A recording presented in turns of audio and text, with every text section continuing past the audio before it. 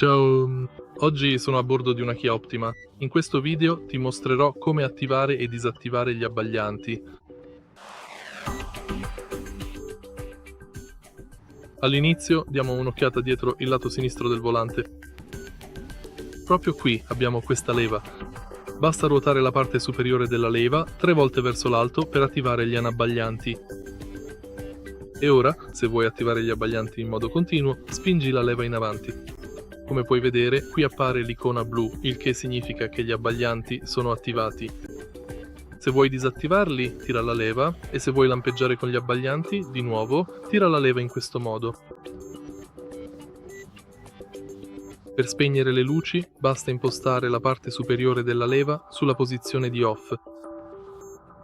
E questo è praticamente tutto. Se hai trovato utile questo video, lascia un like, un commento e iscriviti al canale.